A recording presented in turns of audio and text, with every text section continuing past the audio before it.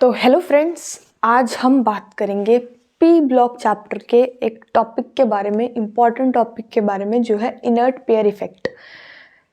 बहुत ही इम्पॉर्टेंट हो जाता है ये हमारे पास, क्योंकि आता है एग्जाम्स में what is inert pair effect. तो चलिए देखते हैं।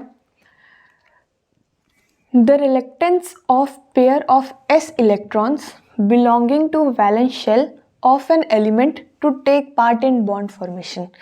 अब इस डेफिनेशन से तो समझ नहीं आया होगा, थोड़ा सा देखते हैं। रिलक्टेंस का मतलब होता है यहाँ पे अनएबिलिटी टाइप से आप समझ सकते हैं। जब ना हमारे कोई एग्जाम्पल के साथ करते हैं, एग्जाम्पल ग्रुप 13 लेते हैं हम। ग्रुप 13 के वैलेंस शेल की वो क्या होती है, हमारी इलेक्ट्रॉनिक कॉन्फ़िगरेशन होती है NS2 NP1, है ना। यही होती है हमारे ग्रुप 13 के वैलेंस शेल की इलेक्ट्रॉनिक कॉन्फ़िगरेशन। 3 इलेक्ट्रॉन होते हैं उसमें, लास्ट में 2 s के और 1 p के। तो क्या होता है कि जब हम ग्रुप में 13 ग्रुप में डाउनवर्ड जाते जाते हैं तो हमारा जो s ऑर्बिटल के जो इलेक्ट्रॉन्स होते हैं वो पार्टिसिपेट करना बंद कर देते हैं।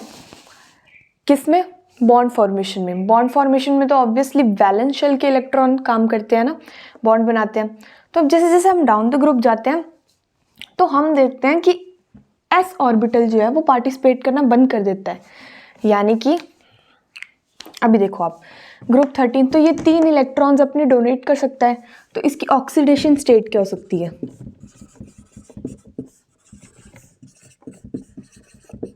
ऑक्सीडेशन स्टेट होगी इसकी +3, है ना, क्योंकि ये 3 इलेक्ट्रॉन डोनेट कर सकता है। बट क्या होता है आगे जाके, जैसे हम डाउन द ग्रुप जाते हैं, डाउन द ग्रुप जाते हैं तो हमें देखने को मिलता है +1 ऑक्सीडेशन स्टेट। +1 ऑक्सीडेशन स्टेट हमें भी शो होती है क्योंकि s ऑर्बिटल्स पार्टिसिपेट करना बंद कर देते हैं। तो हम इसमें एक एग्जांपल ले सकते हैं। आपको पता है ग्रुप 13 कौन सा होता है? बोरोन, है ना। बोरोन वाली लाइन होती है सारी, जिसमें बोरोन हो गया, एल्यूमिनियम हो गया, गैलियम हो गया, है ना। तो आप इसका एक एग्जांपल आप ऐसे इस वे से लिख सकते हो कि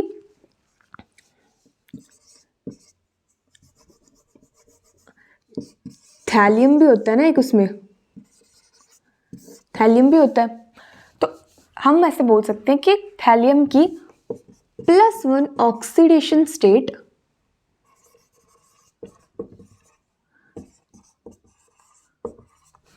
is more stable than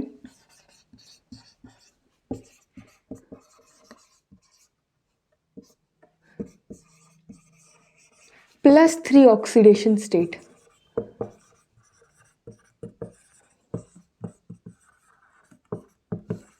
तो जिस वजह से क्या होता है कि थैलियम जो है ना वो उसकी +1 ऑक्सीडेशन स्टेट ज़्यादा स्टेबल हो जाती है +3 ऑक्सीडेशन स्टेट से।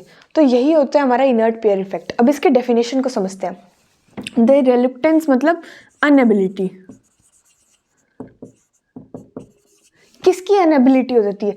s इलेक्ट्रॉन्स के कहाँ को बिलोंग करने चाहिए? वो हमारे वैलेंस शेल को बिलोंग करने चाहिए। ऐसा थोड़ी ना कि अगर पहले के s इलेक्ट्रॉन्स हो हमारे तो वो पार्टिसिपेट करेंगे, नहीं। Belonging to the valence shell, valence shell को बिलोंग करने चाहिए, उस एलिमेंट के वैलेंस शेल को बिलोंग करने चाहिए to take part in the bond formation. यानी कि अनएबिलिटी है s इलेक्ट्रॉन्स की कि वो पार्ट नहीं ले सकते इन द बॉन्ड फॉर्मेशन ऑफ जो एलिमेंट होगा हमारा। तो यही था हमारा इनर्ट पेयर इफेक्ट। इंपॉर्टेंट है, इसकी डेफिनेशन आती है और साथ में एक एग्जांपल आ जाता है, 2 मार्क्स में आ जाता है। तो ये था कि क्या the reluctance of pair of s electrons belonging to the valence shell of that element to take part in the bond formation. और एग्जाम्पल में आप लिख सकते हो ग्रुप 13 का पहले एग्जाम्पल दे सकते हो कि ग्रुप 13 की वैलेंस शेल की इलेक्ट्रॉनिक कॉन्फ़िगरेशन क्या होती है? तो वो होती है NS2 NP1, है ना।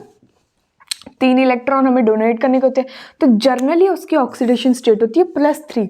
बट अब क्या हम देखते हैं कि जैसे जैसे हम डाउन द ग्रुप जाते हैं एक +1 ऑक्सीडेशन स्टेट भी हमें शो होती है। तो आप इसमें एग्जाम्पल लिख सकते हो थैलियम का, कि थैलियम में हमें 2 ऑक्सीडेशन स्टेट देखने को मिलती है, एक +1 और एक +3, जो कि +1 ऑक्सीडेशन स्टेट ज़्यादा स्टेबल होती है +3 ऑक्सीडेशन की. So this was all about inert pair effect. Thank you so much.